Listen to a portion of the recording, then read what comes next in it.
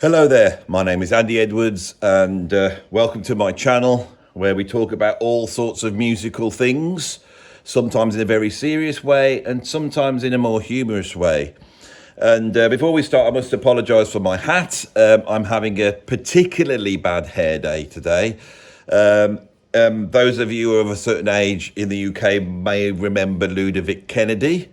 And my hair was very Ludovic this morning, so I put a hat on just to try and get it under control, so that's why that's there. It's not for comedy purposes whatsoever. So you may think with the hat on that that's a sign that this is going to be a silly video. But of course it's not. This is going to be very, very serious. Some bands know when to stop, don't they? Have you noticed? The Police, they knew when to stop. Every album was amazing, and then we are left with this wonderful memory. There's no cruddy tracks or albums you don't really like, and you have to buy them just to have all the albums. There's nothing like that with the Police. Led Zeppelin, they were amazing, weren't they? Until they got through the outdoor, and you could tell they were going to seed a little bit at that point, But they, after John Bonham died, they stopped, didn't they? And so, God knows how bad that would have been if they'd have stayed around. Can you imagine Led Zeppelin in the 1980s, all gated reverb and DX7s? It would have been an awful thought.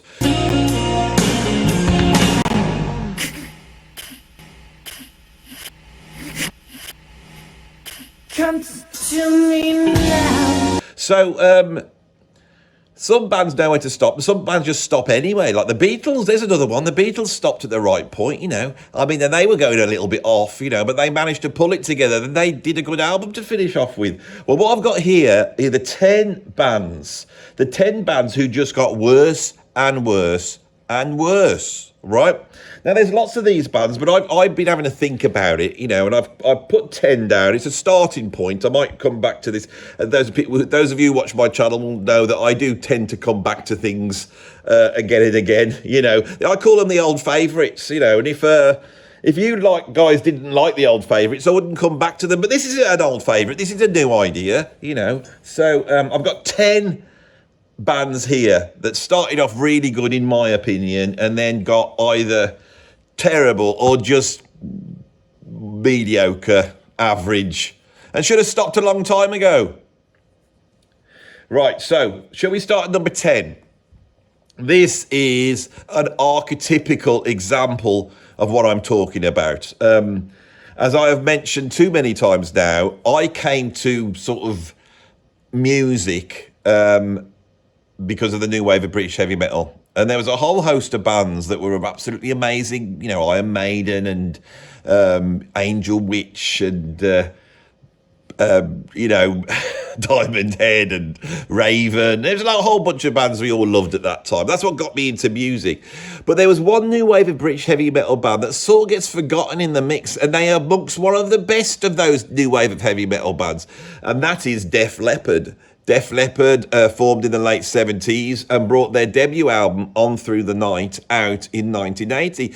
Now, I think this is a fantastic album. Now, what have we got here? We haven't got your normal run-of-the-mill new wave of British heavy metal, a lot of bluster and silly songs about Satan. It's not quite like that with Def Leppard. Def Leppard had some songs. This album opens up with The Rock Brigade, which is a fantastic rock song. So they were like the sort of very commercial end of the new wave of British heavy metal. Now, they owed a lot, it has to be said, to AC/DC.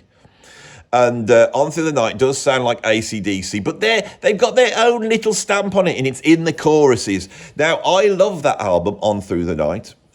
Great album, showed a whole ton of promise. And then they get put together with Mutt Lange, who is a producer who had recently produced AC/DC, perfect producer. So he comes in and they make the album High and Dry. Now, High and Dry tightens up the sound they had on Through the Night, and it's an absolute brilliant album full of just straight down the line rocking tunes. The vocals are great, the guitars are great, the guitar solos are great, great guitar playing, excellent drumming from Rick Allen, utilising both arms. Back on those early albums, and I've been watching some videos of him playing when he had the two arms, and he's playing with a trad grip in his left hand, and you could tell by the way he's moving around a kit, he's a really great drummer. I mean, he's still a great drummer now. I mean, he does it all with one hand. You can't You can't complain about that, can you? Anyway, so High and Dry, brilliant album, right? Then they go back into the studio and they make Pyromania. Now, when I was a kid, 1983, I absolutely loved this album. I listened to it over and over again. And then, as time's gone on, I think to myself, why did I ever listen to that album? Why did I like it so much? Not my sort of thing. Why would I like that? You know, sort of 80s hair metal, wimpy rock. You know, I don't normally like that type of thing. When I put it on last night and getting to listen to it, the reason why I liked it is because it's amazing. It's a hard rocking album. And Mutt Langer's brought an incredible touch on the production. I mean, I gotta say that on some of the tracks, it does sound like the snare drum does sound like Rick Allen's hitting a beanbag in a cave. It does have that sound. But, you know, on the whole, it's an incredible album. And the thing that Def Leppard had is the songs. The choruses are so unbelievably strong. And they're not just ripping AC/DC off at this point. They've also got that sort of Won't Get Fooled Again guitar thing going on. Beep, beep, beep, beep, beep. And they utilise that in their choruses very well. They go from that into sort of AC/DC riff. They've utilised the AC/DC riff, drums, no bass introduction. They've got all that going on. And I don't mind it. I like it because the songs are so strong. Pyromania sells something like 180 billion albums, you know, and becomes one of the biggest sellers in the world. Def Leppard are now like huge. They're bigger than anybody else, right?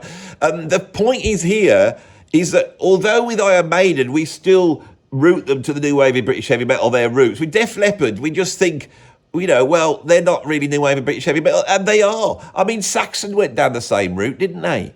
You know, but we still think of them as new wave of British heavy metal. Anyway, I'm digressing here off Def Leppard. Def Leppard then do album after album going more synthetic. Now, part of this is because of poor old Rick Allen's only got one arm. Thank God it's the right hand that he's still got and not the left. I don't know where we would have been if that had been the case, having to try all to do it with the left hand, especially when you play trad grip. That would have been very strange.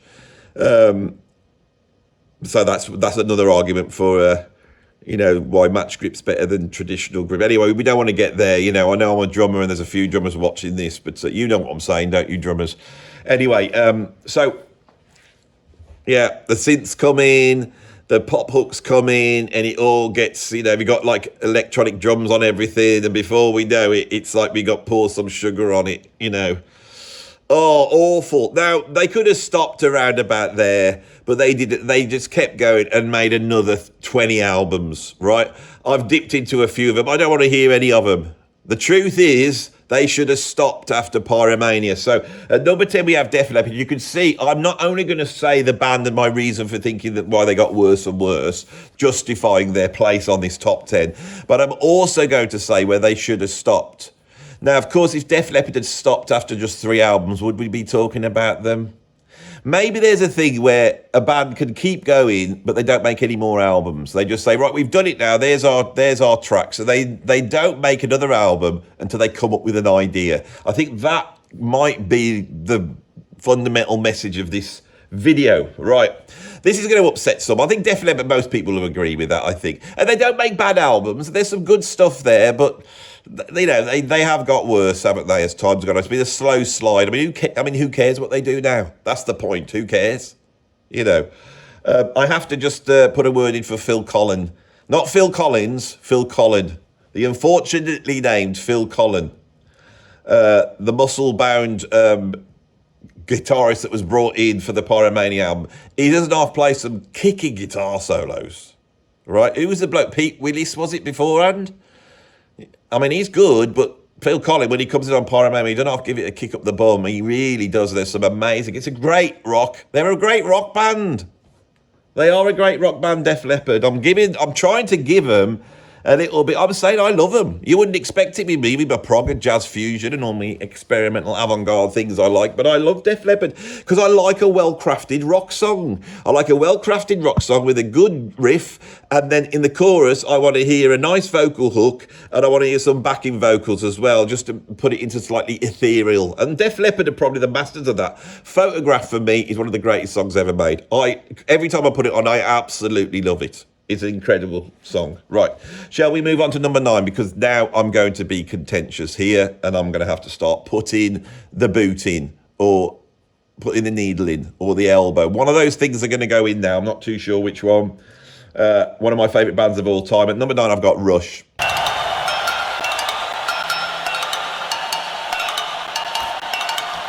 Wow. All the cowbells.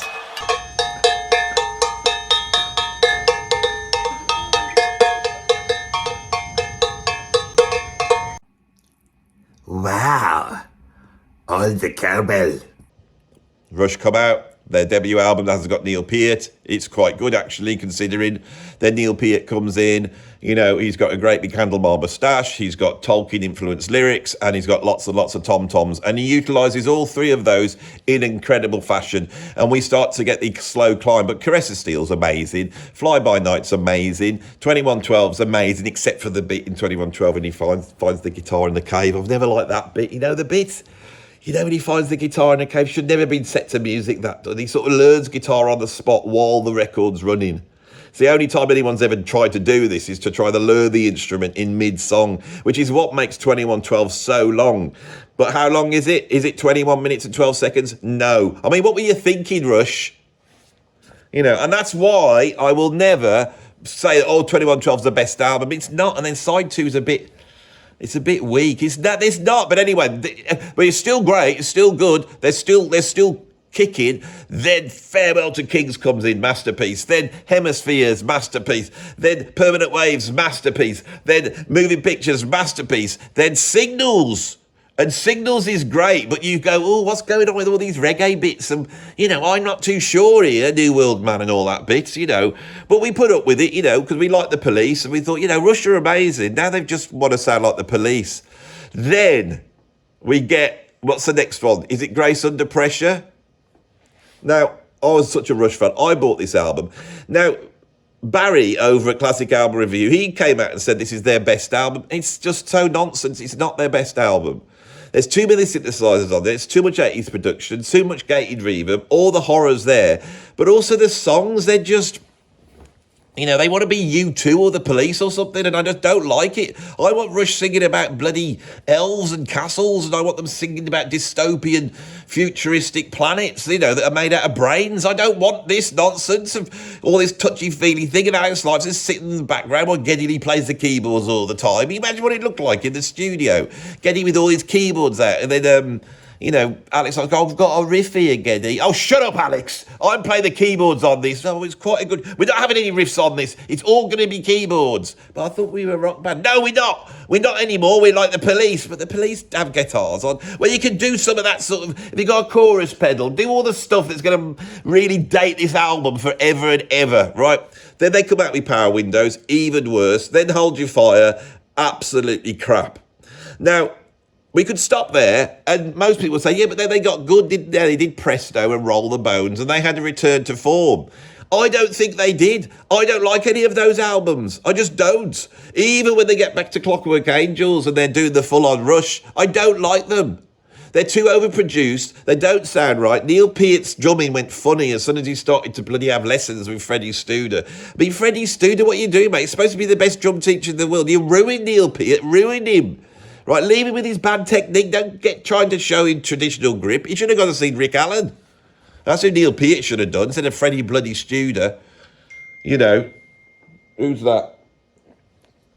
I thought that was... I haven't got the rock and roll telephone. I've got an actual mobile phone today. So here instead, the rock and roll telephone is there's something went wrong the other day.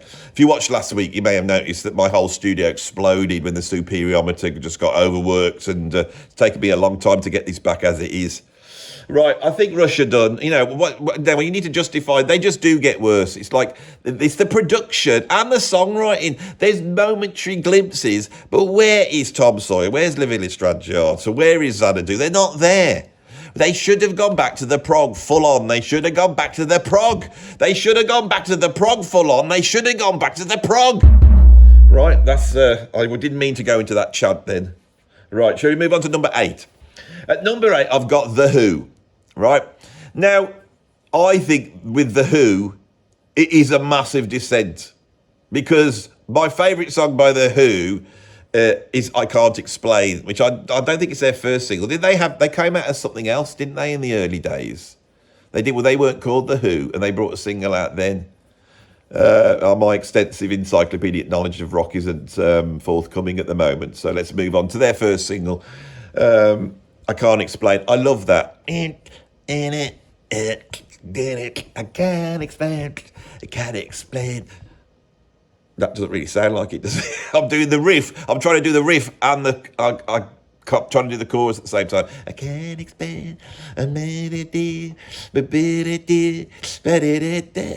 I can't explain. I can't explain. It's very hard to actually render in a cappella form. That one is. And then, they have a run of just the most best records in the 1960s. My Generation, Pictures of Lily, Magic Bus. These are all amazing, right? So they're really, really good at this point. Really, really good. Then the 70s come on and they lose something for me. I know this is like massively contentious, but things like Live at Leeds and what was it called? Who Goes There? Well, it's not called Who Goes There. That's Dad's Army, isn't it? Who's Next? That's the one. I mean, that's supposed to be a brilliant album. I've got it. It's all right. It's got 2 good tracks on it for me. Baba O'Reilly, I Won't Get Fooled Again. But even those, they're a bit just too straight and rocky. They're not got the quirkiness, right? They do Tommy, that's all right, and they do Quadrophenia. I like those. That's good. I'd say Tommy and Quadrophenia. That's like the peak. But they're a bit strange, You do have to wade around with a lot of songs that don't go anywhere on those albums because they're trying to tell a story. Anyway, then they start going rubbish, don't they? And then in 1978, Keith Moon dies. Now, that's it. They should have stopped. But no, they go and get, what's it name? Kenny Jones from the Faces, don't they? Or Small Faces and the Faces. And he's brought in, isn't he? And even Roger Daltrey doesn't think he's very good. Nobody thinks he's very good. He's trying his on. I feel sorry for him. He's a really good drummer. But he's not right because The Who is Keith Moon. That's the bottom line. It's like you can't have The Who without Keith Moon. Right? He died nearly 50 years ago. Okay? That's the bottom line. They should have stopped and reformed. This is another concept we're going to come in into the stop and reform with a new name. I know they don't want to do it. They're desperate to, what's the name? I'll get it. I won't get it. They want to trade on their name, don't they? And they shouldn't. If once a member's left, the band's not there anymore. The Who has got Keith Moon on drums. It's got John Entwistle on bass. It's got Roger Daltrey on singing, and it's got Pete Townsend on. Stop digging, please. Bloody hell. Someone's got really annoyed and someone's annoyed and they're venting to me by a text message because they haven't yet learnt the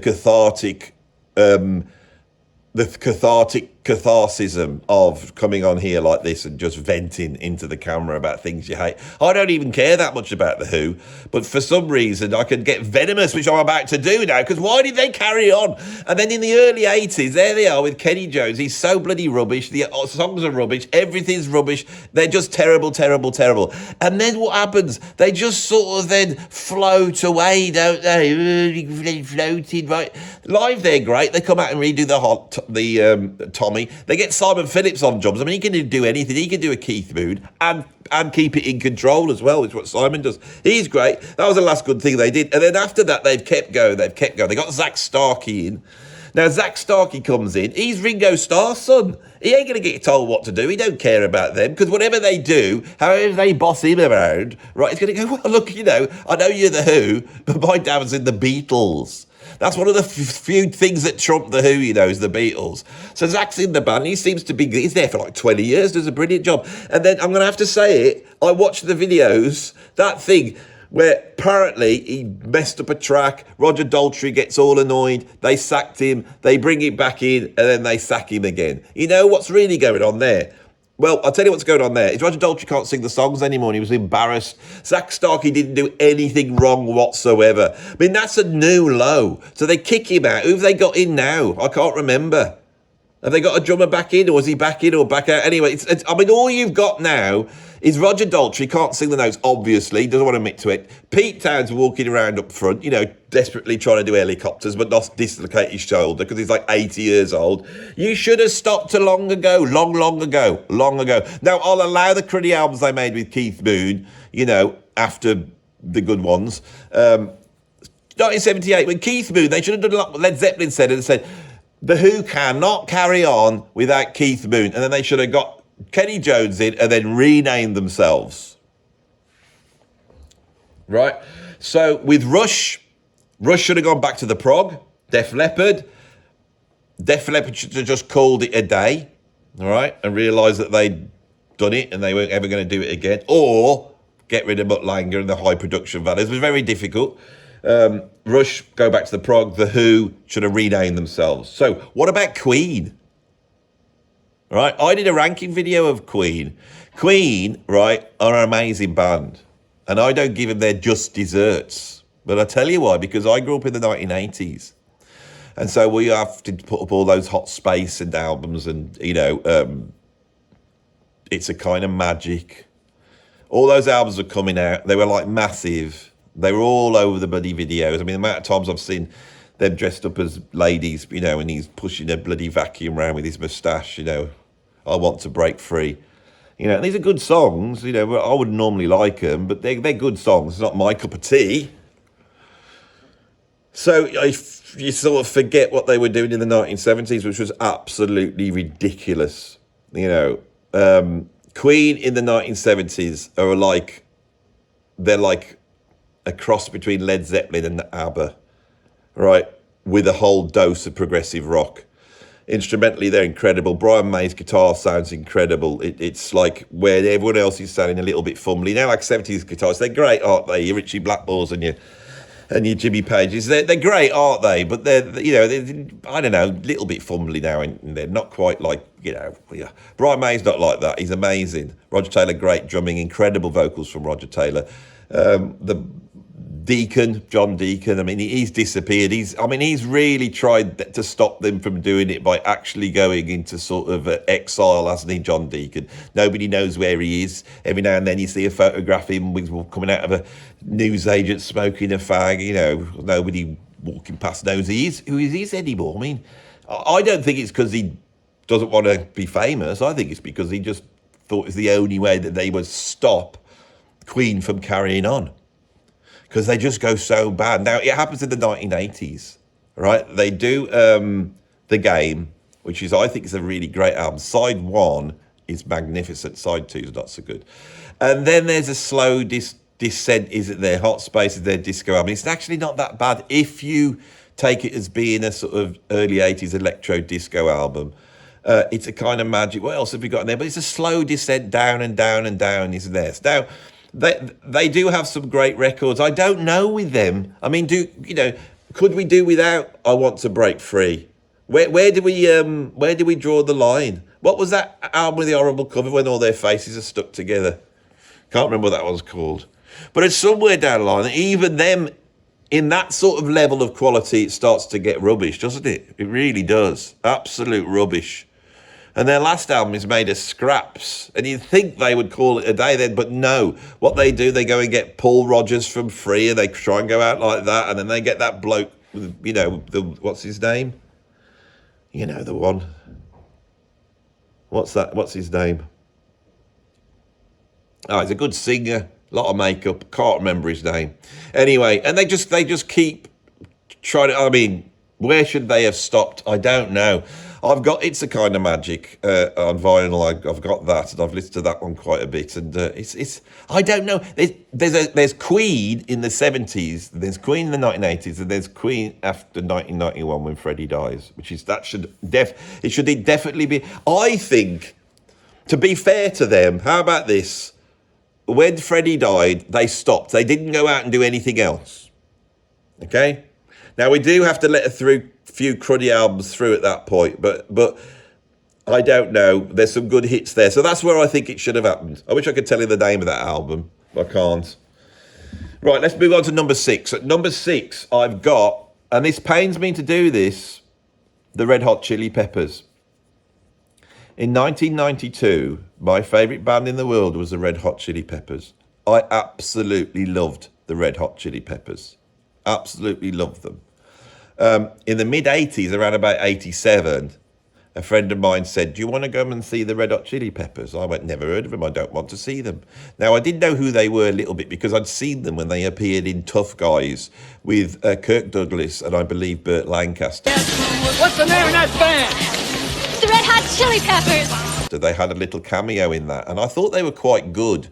They seemed like a sort of punky, funky band, lots of leaping about. So my mate goes off to see them up in Birmingham, and he comes back and he said, you won't believe it, they were like naked, they got like socks, their private parts, they were doing cartwheels, and it was like incredible slap bass playing, musicianship was really good, they were on fire, really exciting.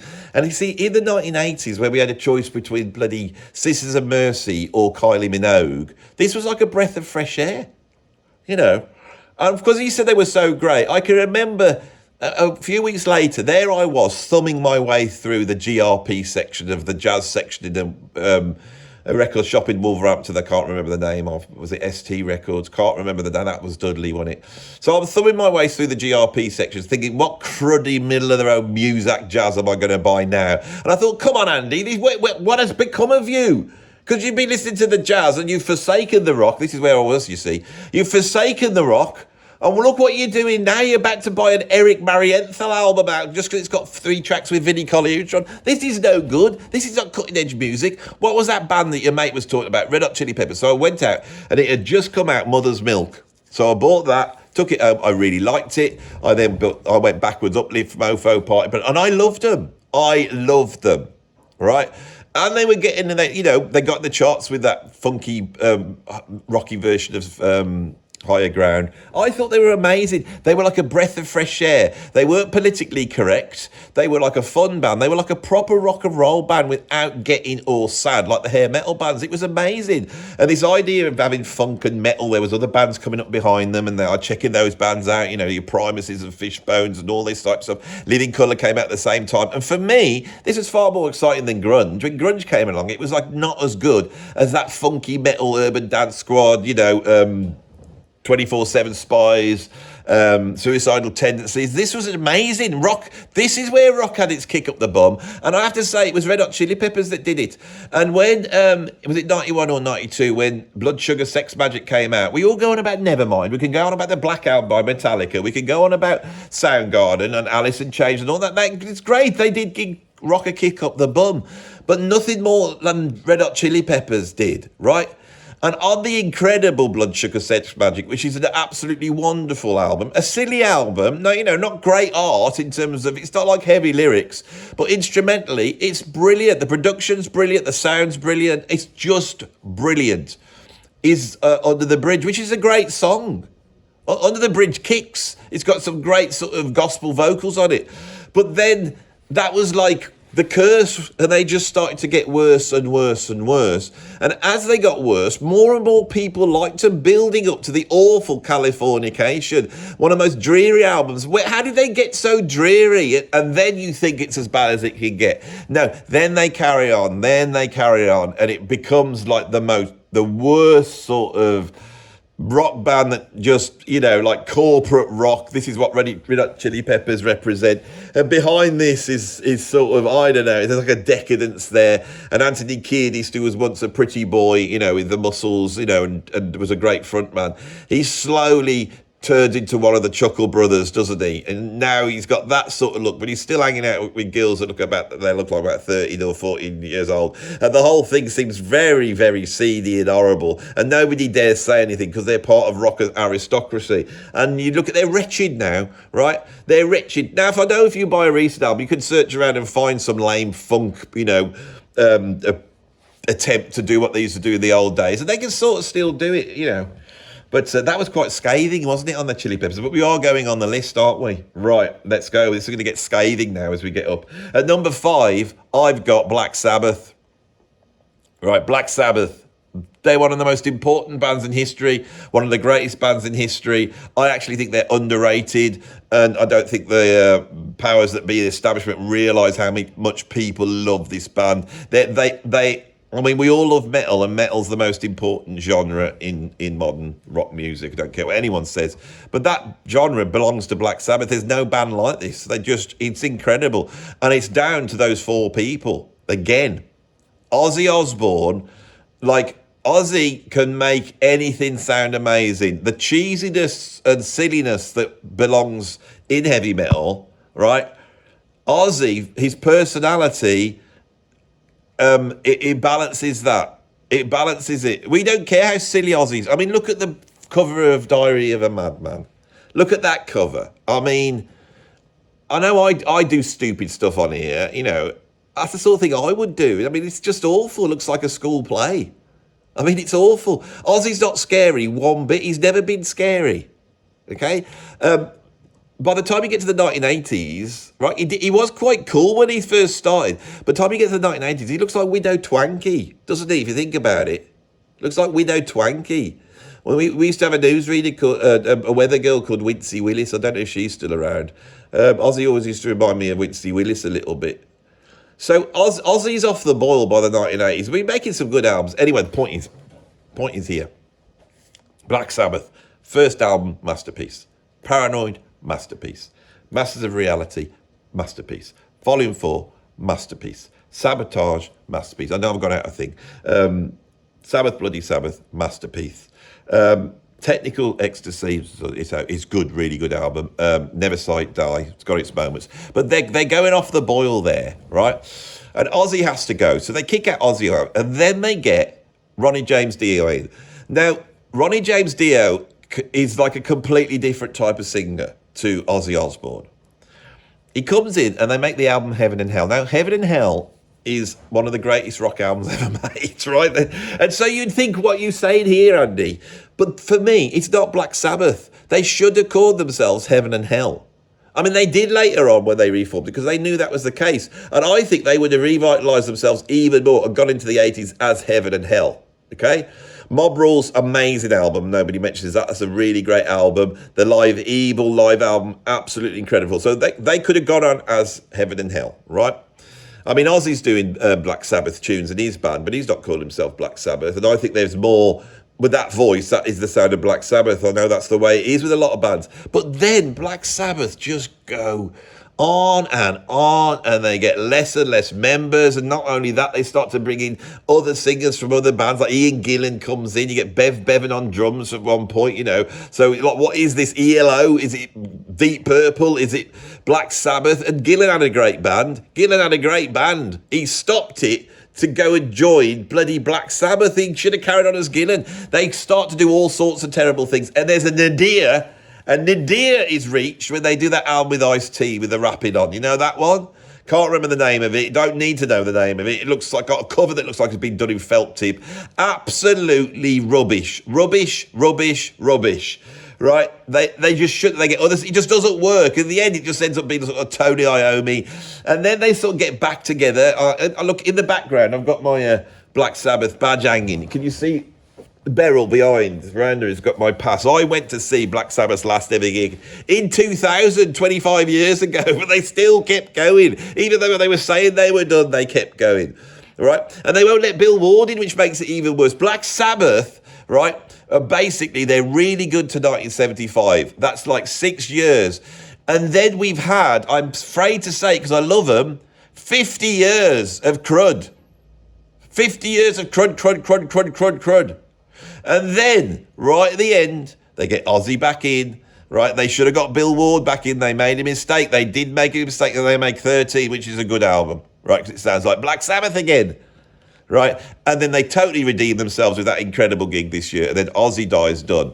Can you imagine if we hadn't have had Black Sabbath, if we'd had Heaven and Hell and they'd become something else, gone through the 1980s like that, we wouldn't have had like all those terrible albums by Black Sabbath, wouldn't have had any of that going on, right? And then they got back together for 13 and then did that gig. That would have been incredible, right? We don't need those albums. We don't, and this is the point. Black Sabbath should have stopped. And where should they have stopped after Never Say Die?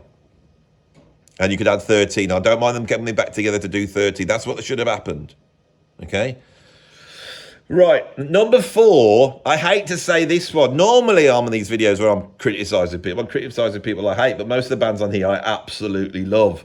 At number 4, I've got AC/DC.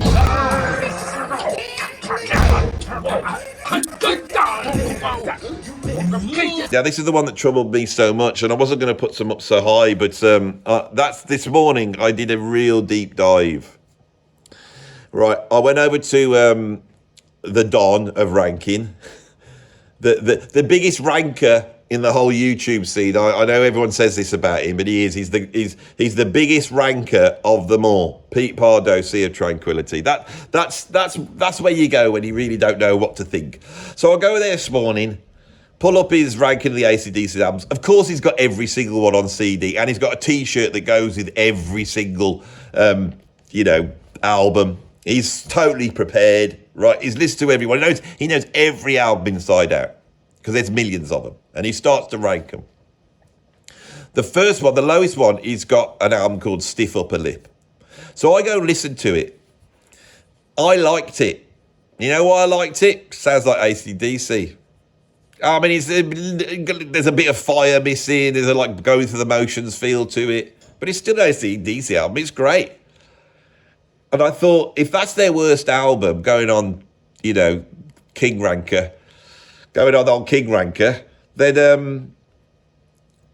that sounds like I'm swearing there, doesn't it? The King Ranker, that Pete Pardo, right? King Ranker.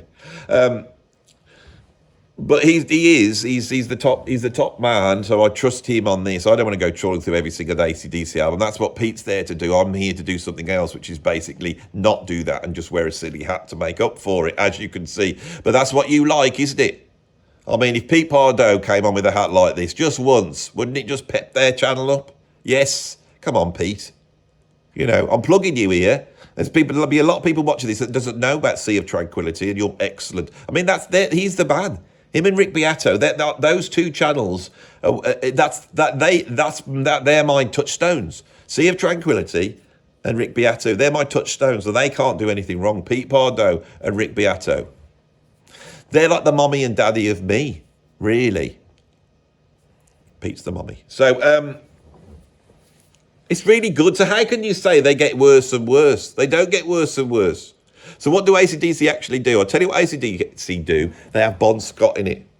And I don't care what you say, Brian Johnson's personality isn't like Bon Scott's. Brian Johnson is great. Did I call him Brian Jones or Brian Johnson? Anyway, he's a brilliant singer. He's as perfect as you could have for AC/DC. But there's a naughtiness to Bon Scott that Brian Johnson hasn't got. There's a naughtiness. He's like, if you look at his eyes, he's always got trouble in mind, hasn't he? To quote the old blues songs, hasn't he, old Bon Scott? There's a cheekiness there. There's a cheekiness, right? And that goes through all the AC/DC things. So for me, the Bon Scott albums are all, it's the greatest achievement in music of mankind. Forget Bach and Mozart. It's AC/DC. They're absolutely. Most music always has something I'm not quite sure of because I'm very picky and all that type of thing. I've listened to everything really deeply, right? And I like John Coltrane. He sounds amazing. He just sounds amazing. Coltrane. I like heavy music. You know this. But if I put AC/DC album on, I'm like going, well, this is perfection, and they never let up. It's just absolute platonic perfection in music form to me. I can't tell you how good they are. It's like AC, that's the problem. It's the fall from that. Stiff Upper Lip's great, right? But it's not as good as those Def Leppard albums I was talking about where they're ripping that AC/DC off. They do it better than AC/DC do. It's okay. It's okay to good. But you're dropping from Power Age, or you're dropping for If You Want Blood, or you're dropping from Highway to Hell, or you're dropping for Let There Be Rock, or High Voltage. High Voltage is an amazing album. The only one that's slightly down is Dirty Deeds Done Dirt Cheap. They sound a little bit like an Australian bar band there, which is what they were. But they discovered this magical formula. Brian Johnson comes in. They do Back in Black. It's ridiculous. I don't know why that one is so good. It's just ridiculous. And the cheekiness is sort of there. You know why? I think because Bon Scott's died. They come out. It starts off with Hell's Bells, and Hell's Bells is like the darkest thing ever. The album's all black. We don't expect it from AC/DC. And this sort of gothic, almost like prog-like track starts up with these slow, mavish new extra arpeggios over some, massive bloody bell banging. And then, what I used to like about Bon Scott is he could be like the party animal and singing about drinking and girls, but every now and then he'd get all apocalyptic like Moses, wouldn't he? I like that, like Zarathustra coming down from the mountainside, an Australian Zarathustra. That's what Bon Scott was like, and he comes down and on Let There Be Rock, and this is what Brian Johnson does on this album. Now he tries to do it on the follow album, and I think he pulls it off. For Those About to Rock, he's brilliant. That's brilliant. But I put that album on, and I thought, what goes wrong on For Those About to Rock? And once you get past that, it's the choruses. They're too good. They start writing good choruses. It's not good I don't know, but the songwriting's strong, but it's I don't know. It's like Brian Johnson's come in and said, well, I do this, and they go, you're right, Colbert. I mean, this hat suits that, doesn't it? It does look. I do look a bit like a Australian today, So, you're right, Colbert. I can't do an Australian accent. Anyone can do an Australian accent. How do you do an Australian accent, Andy? Anyway, Angus is like, you do what you want to do, mate. You don't have to sound like Bond, which is the right thing to say. That's what he says probably in 1983. So they do, and they write some decent songs, and it doesn't really work, and they know it doesn't work. So now they have to go back to the AC/DC formula, which is this, right? You have a riff with no bass at the start, then you have some hits, and then you have another riff that is ventilated. So you have a riff, then the vocal. So you have that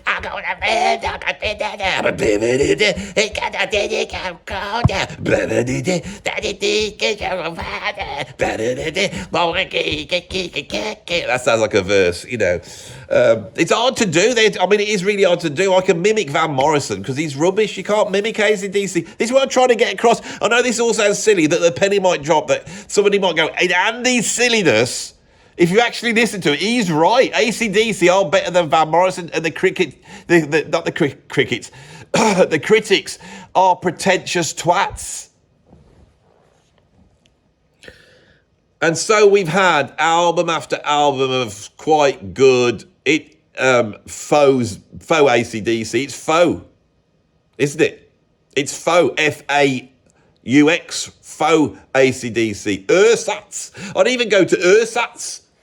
Ersatz AC/DC. We've had album after album after album after album. On the Razor's Edge, Stiff Upper Lip, anything that sounds like a bit dangerous or double entendre, isn't it? Like, I don't know, Battle of the Bulge. That could be the name of the next AC/DC album, couldn't it? Or what else could you have? Come on, Andy, you're English. You should be able to come up with a double entendre that could be then used and worked into a great AC/DC song and an AC/DC album. What could you have? I don't know. At number 3, I've got Yes. Now, we're right up high now, and you're just nodding your head. I'm going to rattle through these top 3 because it's so bloody obvious. It doesn't need to be said. Yes are amazing. The first album's good. I like the first album. I like Bill Bruford's drumming on it. It's wistful. First album's good. Time of the Word, they're trying to move towards the prog. Prog hadn't quite formed at that point. They're trying to pull it together. They're pioneers of the prog, and they bring an orchestra in like everyone else did in 1970. And it's okay. Then they get rid of the crap ones, don't they? And they get Rick Wakeman in, Steve Howe comes in, and they pep it all up, and you get the Yes album. I know Rick Wakeman's not on there, but Steve Howe gives it a right good kick up the bum. Yes album is a masterpiece. Fragile is a masterpiece. Close to the Edge is a masterpiece. Tell Some Topographic Oceans is a big double album that goes on for too long. Relayer, masterpiece. Going for the One, masterpiece. Tomato, I don't know. Drama, masterpiece. 90125, masterpiece. Right? just because a prog band tries to get commercial in the 1980s does not mean they go bad. I absolutely love 90125. I think it's amazing, and I think it's full on prog and commercial, and it's really, really great. Really, really great. I was watching last night Frank Zappa with his gig in Barcelona he did in 1988, and they're playing Bamboozled by Love, right? Which the riff goes bow, down, down, down, down, down, down, down. It's got a kicking guitar solo in there. And when they get to the guitar solo, Frank's jamming on Owner of a Lonely Heart. Now, I know Frank Zappa, I don't know him, but I know Frank Zappa in this regard is when he does that, if he nicks something from another band, whether it's like Louie Louie or it's My Sharona or Owner of a Lonely Heart, it's because he loves it. He loves it, right? So, yes, a really, really good up until 90125. Why did it all go wrong? We waited and waited, and then Big Generator came out, which was just a horrible 1980s production. There was a likeness with them. You could hear Yes on 90125. Right? And at that point, we have been subjected to probably the worst crime against a band in history, where we've had millions of different yeses. We've had one yes, and then we've had Andy, Addison, Wayford, Brookman, Howe yes. Then we've had Union, which is crap. And then, we've slowly lost members. Chris Squire's gone. Steve Howe's taken over in a sort of coup, kicking John Anderson out of his band. And Steve Howe's really grumpy, so he's carried on all grumpy and petulant and all that bit. And they've got tiresome, and they've gone back to it. There's been a few moments in there. Magnification, was that one okay? The one they did with the orchestra? Is that the one with the orchestra, Magnification? Quite like that one. But on the whole, album after album after album. And everybody's like, every time there's a new Yes album, all the proggers, they have to review it. They all review it, Sea of Tranquility, Notes review. I'm giving you all props here. The Prog Corner, Classic Album Review. All of these guys are all reviewing it when it comes out, but nobody wants to, right? And everyone goes, "Oh, it's a new Yes album." It's like there's not even the anticipation of the fact. I mean, they've just ruined it. And then John Anderson, he's like 80 odd years old now, but he's still like, "Hi, yes, I'm John Anderson." He comes out, doesn't he? And last year he brings that album out, it was True or whatever it was. "Yeah, well, you could do one like this." And it's like, yes, that's amazing. Yeah, can't you be Yes? You should be Yes. Well, I'm not really Yes, it's just me. Yeah, but you've got a band that sounds better than Yes. Your band sounds better than Yes. Because they're a tribute band, basically. Yes, I'm really disgusted by it. And it's driven more. What makes it high is Steve Howe's stewardship of it. It's just awful. Right? You just feel like he's become the boss. Grumpy boss. And everyone's got to do what he says. Everyone's got to do what Steve Howe says. Right? He's got anyone who disagrees with him, he's got rid of. Or they've died. I'm joking, please. Right, at number 2, I have Pink Floyd. Me and Pink Floyd. It's a love-hate relationship. A few weeks back, I decided to redo the Rolling Stones' greatest albums. That list, I'll come back to it again. All the Rolling Stones lists do my head in, right? It's like you got me, and then you got the Rolling Stone lists. And I'm on a secret war with them. They don't realise it. I'm there. It really gets on my nerves. And so I went, look, what did they put at number 1? Marvin Gaye, What's Going On? Bloody politically correct virtue signalling choice. Good album. It's not the greatest album ever made in the whole history of mankind. No, it isn't. What's the greatest album made? I spent a week trying to work this out. I went through every single criteria. In front of you guys, you can go back because there's a whole week of videos there. You never appreciated it. Watch them all, one in a row. But you haven't did a playlist, Andy. All right, I'll try to remember to do a playlist for it if you really bothered. You won't bother. I'm going to do all that. Spend my time doing a playlist for you not to go and watch it, but you should watch it, because if you really are interested in what the greatest album is, I work it out over a whole week. And you know what the greatest album is? It's Dark Side of the Moon by Pink Floyd. Now, the problem with Pink Floyd is that is the greatest album ever made. And so everyone puts up with the slow slide because it's a slow walk up to that album. That's why it's so great. Pink Floyd, unlike many bands, lost their raison d'etre after the first album. They lost their reason to be. That's the same thing. Raison d'etre just is reason to be in French. You didn't need to say that because I'm sure they're intelligent enough, Andy, to know bloody what raison d'etre means. Oh, God. So they lose Syd Barrett. Syd Barrett goes. They haven't got the charismatic frontman with the songs and the great guitar skills. They've lost. No, it's just now 3 posh blokes. Well, what should we do? I don't know. We should carry on really because we've got here this so far. I'm not letting go. I don't want to become an accountant or lawyer. No, I don't want to do that either. What should we do? I don't know. We can get David Gilmour in, our friend. He's a posh man. Yeah, bring him in. He can play the guitar a bit. Yes, they bring Dave Gilmour in. They're like, what's up? Who's going to write? Anyone write any songs? No, nobody. Well, I'll have a go. They all start having a go. Oh, who's going to sing for the band? Roger, can you sing? Well, I can shout a bit. What about you, Dave? Well, I've got a very soft voice. Maybe that'll work together well. But let's not realise that for a few albums. Let's just, ring up our posh mates, those who are making some films, and we can come up with it on soundtrack album. That'll keep us going. And then, of course, everyone's taking so much acid at the moment. We can just go out and do lots of psychedelic jamming in a sort of British Grateful Dead type of way on album after album after album after album. And through that, they slowly find a new way of writing songs. You hear it develop, right? And by the time they get to Obscured by Clouds, they've sort of developed a songwriting method. It's sort of working. And the tension is between Dave Gilmour and Roger Waters. Roger Waters is all angry, and Dave Gilmour is all ethereal. Great balance. You put those two things together, Dark Side of the Moon, it's absolutely brilliant. And then Roger Waters, in Steve Howe style, decides that he's the boss then. You can tell. And he slowly starts to take over. Wish You Were Here. I don't like that album much. It's just, it's good.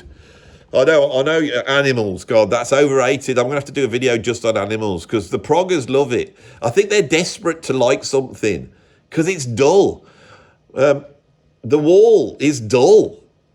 And then they've had it. Then Roger Waters leaves. Now, without a doubt, those next albums should not have been under the Pink Floyd name, should they? Well, it should have been another band's name. How about they call it something like, Dave Gilmour? How about that? All right? It's like they go from being this sort of a narcissic, left-wing Marxist, existentialist, nervous breakdown band, which is personified on Dark Side. It's very, very powerful album. They go from that to being like, music for estate agents. Once Roger Waters gone, that's it. And then they fall out with each other, and now they absolutely hate each other. So they're never going to get back together. When they got back together at Live 8, it was like, oh my God, Pink Floyd are amazing. Everyone realised it again. When should they have stopped? I think the Final Cut. I'll live with those later albums. But it's like a mountain peak. For me, it's a mountain peak up to Dark Side of the Moon, and then a slow descent down. They are archetypically this. And that last album they put out, what's it called? The Endless Enigma or whatever it's called. That's the LP. Endless something. That last album, it's just awful. It's just crap. And I know it's a tribute to Richard Wright, but Richard Wright's died. That's it. I suppose they did realise that's it at that point. So that's why I got number 2. So of course at number 1, Who is the band that just got worse and worse and worse. It has to be Genesis. And it's so obvious that I've got to justify them being at number 1, and I don't need to. Okay? So let's not justify that. Obviously, they did all these amazing prog albums, and then Peter Gabriel left, Phil Collins takes over. That's quite good, but it does lose something.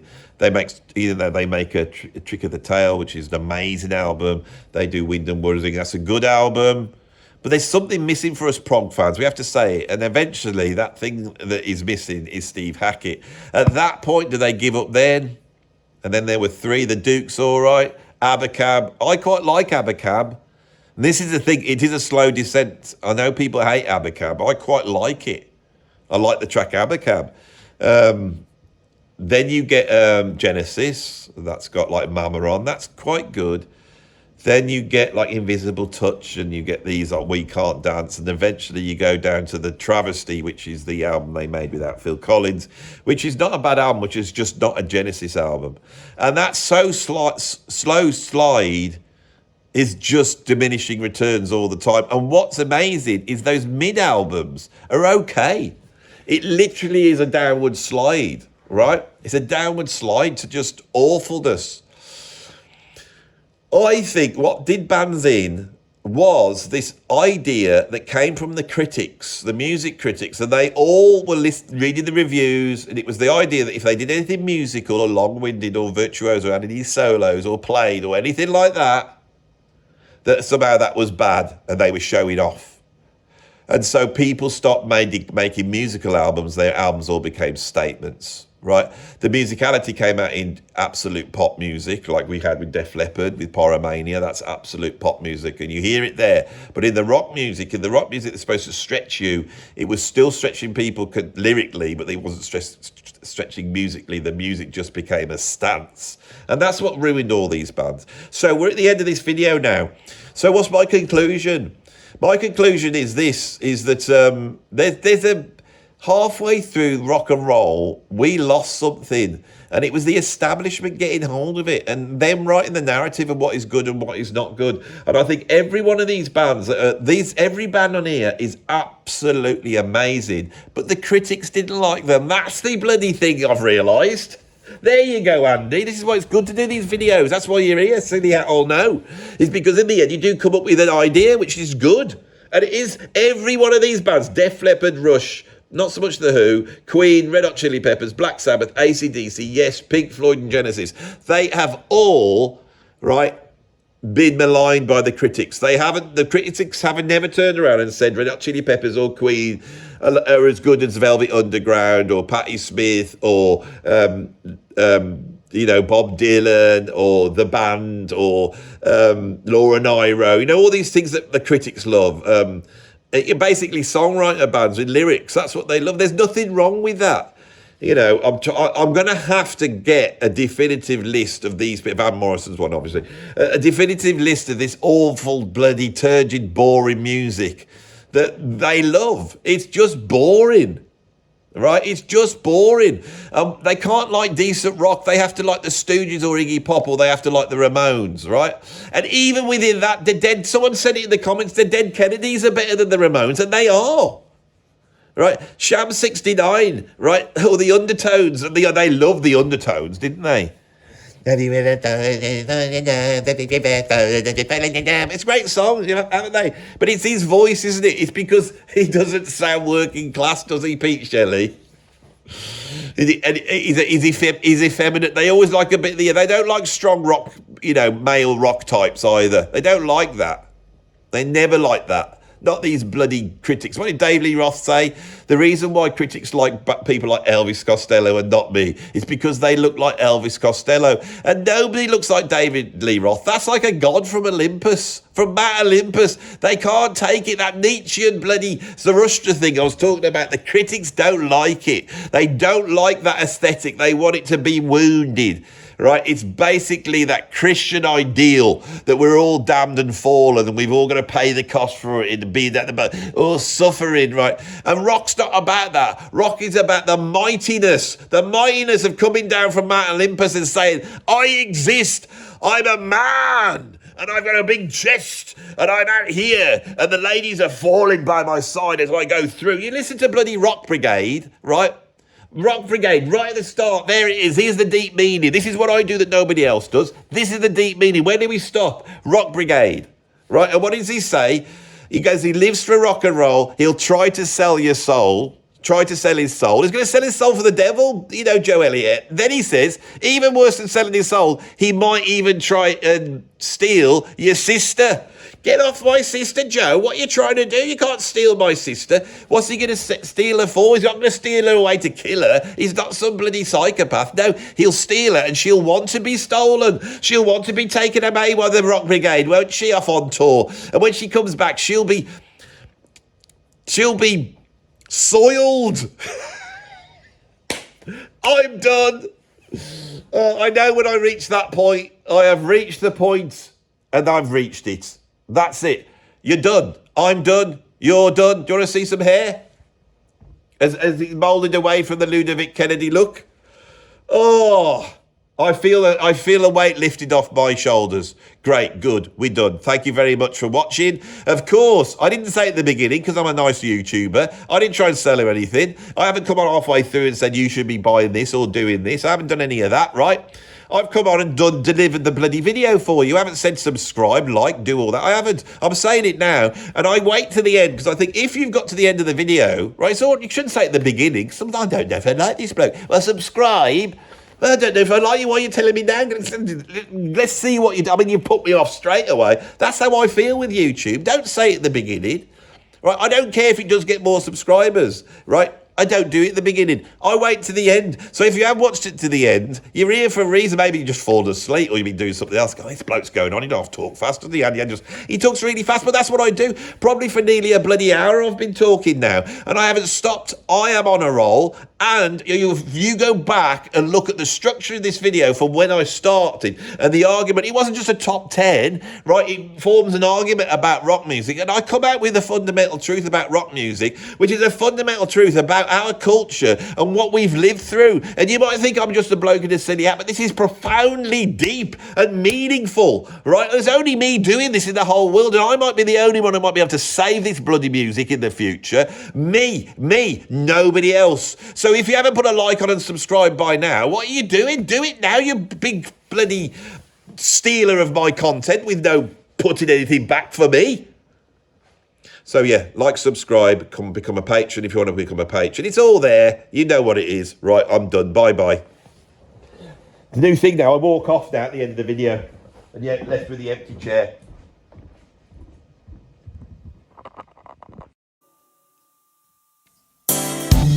As comfortable as you were, if words weren't making sense as slurs, then what you might have seen might be reality if your vision's constantly blurred.